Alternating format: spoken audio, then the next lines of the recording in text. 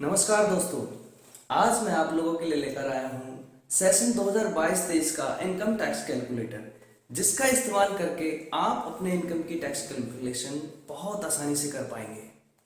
और अगर आप इस सॉफ्टवेयर का इस्तेमाल करते हुए अपनी टैक्स कैलकुलेशन बहुत आसानी से कर पाएं, तो मेरे इस चैनल को सब्सक्राइब जरूर कीजिएगा। तो वीडियो के डिस्क्रिप्शन में जाइए, फाइल को डाउनलोड कीजिए और फाइल पर काम कैसे करना है ये जानने के लिए आगे वीडियो में देखिए।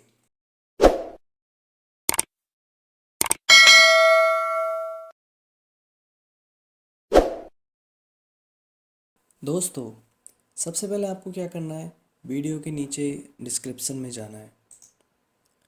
यहाँ पर वीडियो का टाइटल लिखा हुआ है income tax calculator 2022-2023 by Rohit Mahawar. यहाँ पर मोबाइल की स्क्रीन पर अगर आप देख रहे हैं तो यहाँ पर रोहित महावर के आगे एक मोर लिखा हुआ होगा, एक ऑप्शन लिखा होगा मोर। मोर पे क्लिक करेंगे तो नीचे आपको एक लिंक दिखाई देगा गूगल ड्राइव का, जहाँ से आप इस फाइल को डाउनलोड कर सकते हैं। इनकम टैक्स कैलकुलेटर वाली फाइल को डाउनलोड कर सकते हैं। ये मैंने कंप्यूटर स्क्रीन पर खोल रखा है, इसलिए ऐसा दिखाई दे रहा है।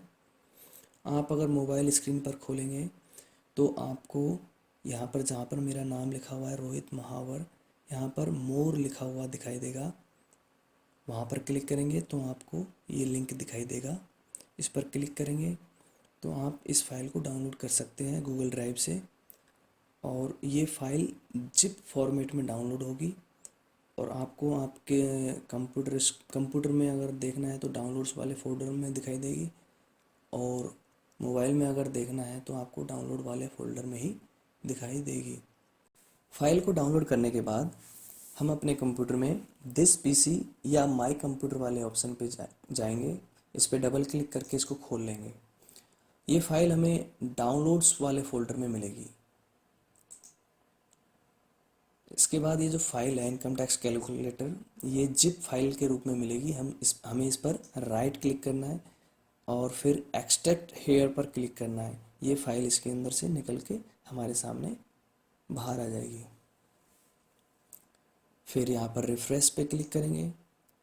ये इनकम टैक्स कैलकुलेटर एक्सेल के रूप में हमारे पास आ गई है। इसको ओपन कर लेंगे। जैसे हम इसको ओपन करेंगे ये हमसे एक पासवर्ड मांगेगा, वो पासवर्ड मैं डाल देता हूँ। और ये पासवर्ड क्या है ये मैं इस वीडियो के एंड में बताने वाला हूँ, ठीक है। इसलिए इस वीडियो को बिल्कुल भी स्किप मत कीजिएगा, बिल्कुल भी मिस मत कीजिएगा, ओके। जब हम इस फाइल को खोलेंगे तो ऊपर एक पॉपअप दिखाएगा एनेबल कंटेंट।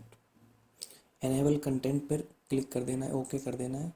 अब ये फाइल काम करने के लिए तैयार है। सबसे पहले इसमें हम वार्ड लिखेंगे। जैसे मेरा वार्ड है 46, नया वार्ड। फिर स्कूल का नाम, जैसे मेरे स्कूल का नाम है नागलोई विलेज इनर सेकेंड। इसके बाद नेम ऑफ एम्प्लॉय, अपना नाम लिखना है ROHITMAHAWR।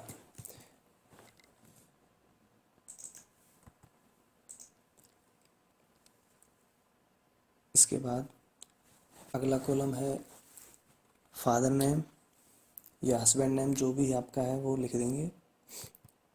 जेंडर मेल और फीमेल। इसके बाद पोस्ट टीचर या प्रिंसिपल, जो भी है। इसके बाद हमें बेसिक पे लिखना है 3 महीनों की।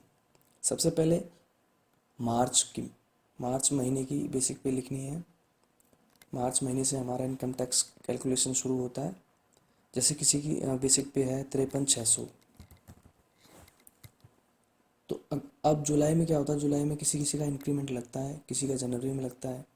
अगर किसी का जुलाई में इंक्रीमेंट लगता है तो एक इंक्रीमेंट बढ़ा के लिख देंगे 55,200, और जनवरी में फिर वो सेम रहेगी। अगर किसी का जुलाई में इंक्रीमेंट नहीं लगता है तो यहाँ पर 53,600 ही रहेगा और जनवरी में 55,200 हो जाएगा। इसके बाद अगला कॉलम आता है पर्सनल पे। इसमें कोई अलग अलग से कोई आपकी इनकम है तो वो उसमें लिख देंगे, मंथली कोई इनकम है तो। अगला कॉलम है जीपीएफ डिडक्शन। इसमें केवल जीपीएफ वाले टीचर्स को ही भरना है, जो वो अपना जीपीएफ कटवाते हैं मंथली, 10,000, 20,000, 25,000 जो भी कटवाते हैं वो अमाउंट इसमें लिख देंगे। इसके बाद आता है जीआईएस, ये सभी का 60 रुपये है। इसके बाद अगला कॉलम है एनपीएस या जीपीएफ नंबर। एनपीएस वाले टीचर्स अपना एनपीएस नंबर, प्रान नंबर इसके अंदर लिख देंगे, ठीक है।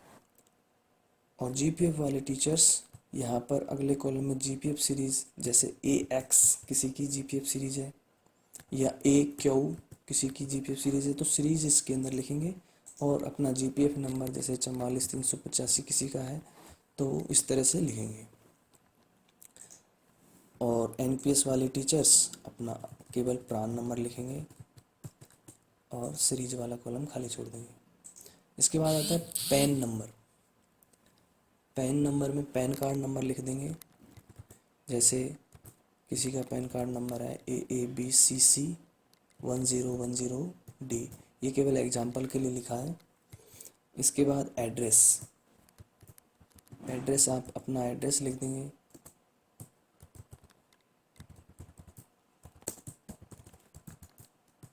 इसके बाद टीए, टीए सभी को 3600 मिलता है, और जो डिफरेंटली एबल्ड जो एम्प्लॉयज़ हैं उनको 7200 होता है। आईडी नंबर, यहाँ पर बायोमेट्रिक आईडी लिखेंगे 950 से जो शुरू होती है। इसके बाद जो कॉलम्स हैं वो सेविंग्स के कॉलम हैं। सेविंग्स, जो भी आपकी सेविंग्स हैं, जैसे home loan, LIC, home loan, LIC, tuition fee, ठीक है, कोई फिक्स डिपॉजिट है, पीएलआई है, पीपीएफ है,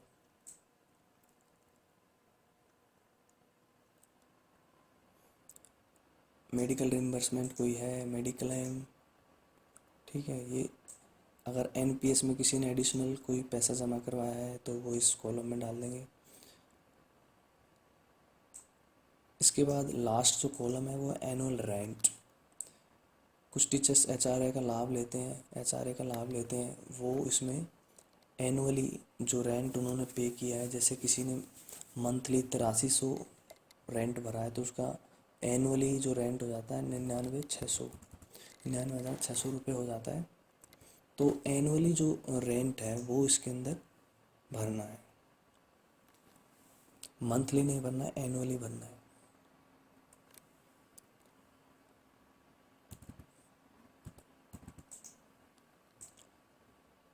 ठीक है। इसके बाद आता है ट्यूशन फीस।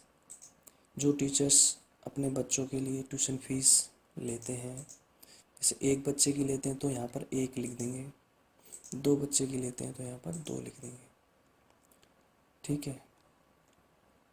इसके बाद ट्रैवलिंग अलाउंस, सभी को 3600 टीए मिलता है, और जो डिफरेंटली एबल्ड जो टीचर्स होते हैं उनका 7200 टीए मिलता है। तो ये इसी हिसाब से लिख लेंगे। एरियर्स, अगला कॉलम आता है एरियर्स का। इस सेशन में अगर किसी को कोई भी किसी भी प्रकार का एरियर मिला है तो उसका अमाउंट आपको इसके अंदर भरना है। बोनस, जो दिवाली पर हमें बोनस मिलता है 6908, वो अमाउंट हम इसमें भर सकते हैं। अगला है टैक्स, एडवांस टैक्स इन अप्रैल। क्या होता है कि अप्रैल में हम जो टैक्स कटवा देते हैं वही टैक्स हमारा पूरे साल कटता रहता है। तो अगर आपकी भी ऐसी सिचुएशन है कि आपके पूरे साल सेम टैक्स कटा है तो एक बार इसके अंदर आप वो अमाउंट भर देंगे कि अप्रैल में हमारा 4500 रुपये टैक्स हमने कटवाया है। इसके बाद एक ऑप्शन आता है एनपीएस कैटेगरी। इसमें ये सिलेक्ट करना है कि आप किस कैटेगरी के एम्प्लॉय हो, सीपीएफ या जीपीएफ। इसको ज़रूर सिलेक्ट करना, जीपीएफ या सीपीएफ, ठीक है।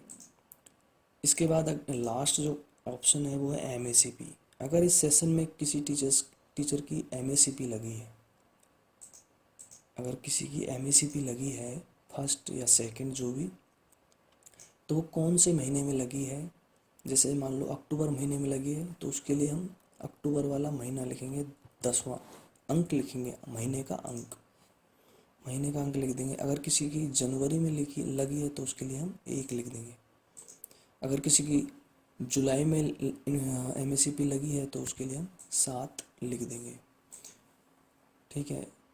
अगर किसी की एमएससीपी नहीं लगी है, किसी की एमएससीपी नहीं लगी तो वो 0 ही लिखेंगे, 0। ठीक है। इस सीट पर इतना काम करना है। इसके बाद हमारी अगली शीट आती है टॉप शीट। इस पर आपकी सारी इनकम की, पूरे साल की जो भी इनकम है आपकी, उसकी कैलकुलेशन आपको इसमें मिल जाएगी। इसमें आपको क्या चेंज करना है, इसमें एक तो ये ऊपर जो लिखा आ रहा है एजुकेशन डिपार्टमेंट रोहिणी जोन। अगर आपका रोहिणी जोन नहीं है, अगर आपका कोई दूसरा जोन है तो यहाँ पर आप क्लिक करेंगे एड्रेस बार में जाके इसको, जैसे आपका नरेला जोन है तो रोहिणी की जगह पर लिख देंगे नरेला। ठीक है। एक तो यहाँ पर आपने जोन चेंज कर दिया, एक नीचे आकर के यहाँ पर डीडीओ पर क्लिक करेंगे और यहाँ पर रोहिणी की जगह अपना जोन, जो भी आपका जोन है वो आप यहाँ पर लिख देंगे नरेला। ठीक है। इसके बाद ये जो डी एरियर देख रहे हो, पहला जो डी एरियर है, अगर ये आपको मिला है तो आप यहाँ पर यस करेंगे रिमार्क्स वाले कॉलम में। ठीक है। अगर आपको ये नहीं मिला है तो यहाँ पर आप सिलेक्ट करेंगे नो एडीए, तो ये आपका हट जाएगा। ठीक है। अगर आपको मिला है तो यस करेंगे, अगर नहीं मिला है तो नो कर देंगे, नो एडीए। इसके बाद दूसरा डी एरियर, अगर आपको मिला है तो ये यस करेंगे, अगर नहीं मिला है तो नो एडीए कर देंगे। ठीक है। इसके अलावा अगर आपकी कोई एक्स्ट्रा इनकम है तो आप उसको यहाँ पर लिख देंगे 4th क्वार्टर में। ये ऑप्शन है, जैसे एक्स सर्विसमैन होते हैं उनको पेंशन्स मिलती है, या किसी टीचर्स की और कोई इनकम है, मान लो आपकी 50,000 इनकम है तो आप यहाँ पर लिख देंगे तो ये यहाँ पर ऐड हो जाएगा। ठीक है। इसके अलावा टैक्स वाला income tax, advance income tax वाला कॉलम देखो, अगर आपका अप्रैल में 4500 मतलब कोई अमाउंट कटा है और वही अमाउंट जो है आपका पूरे साल सेम रहता है तो आप इसको नहीं छेड़ेंगे। अगर मान लो आपने अक्टूबर के महीने में आपने अपना एडवांस टैक्स बढ़ा दिया है, 4500 से बढ़ा करके 8,000 रुपये कटवा दिया है तो यहाँ पर लिख देंगे 8,000, फिर नीचे वो सेम आ जाएगा। आप इसमें इनकम टैक्स वाली जो कॉलम है इसको मॉडिफाई कर सकते हैं। ठीक है। तो इस तरह से आपकी ये इनकम कैलकुलेशन वाली शीट यहाँ पर आपकी तैयार हो जाएगी। इसके बाद आता है आपका अगली शीट बैक के नाम से। इसमें क्या है, इसमें आपका टोटल टैक्स कितना बना है, ये ओल्ड टैक्स रिजीम के हिसाब से है, पुराना जो टैक्स स्लैब है उसके हिसाब से बैक वाली शीट पर। और अगली सीट है न्यू बैक वाली सीट पर आपका न्यू टैक्स रिजीम के हिसाब से टैक्स कैलकुलेशन है कि कितना आपका टैक्स बना है। ठीक है। तो आप जो भी टैक्स रिजीम लेना चाहते हैं, पुराना या नया, उसी का प्रिंट आउट आप ले लेंगे। एक पेज में आपका ये काम हो जाएगा। पहले पेज पर ऊपर की तरफ टॉप वाली शीट को प्रिंट करेंगे और उसके पीछे बैक वाली शीट को प्रिंट करेंगे। अब सबसे ज़रूरी बात कि इस फाइल को खोलने का पासवर्ड क्या है वो मैं आपको बताने जा रहा हूँ। नेम ऑफ एम्प्लॉय वाले कॉलम में देखो जहाँ पर मेरा नाम लिखा था, इस फाइल को खोलने का जो पासवर्ड है सब्सक्राइब रोहित, सब्सक्राइब रोहित। जब आप ये पासवर्ड लिखेंगे तो ये मत भूल जाना कि आपको मेरे चैनल को सब्सक्राइब करना है। दोस्तों, सब्सक्राइब कीजिए ताकि मैं आपकी ऐसी हेल्प करता रहूं। ठीक है दोस्तों। दोस्तों, अब इनकम टैक्स कैलकुलेशन के लिए इधर उधर जाने की ज़रूरत नहीं है।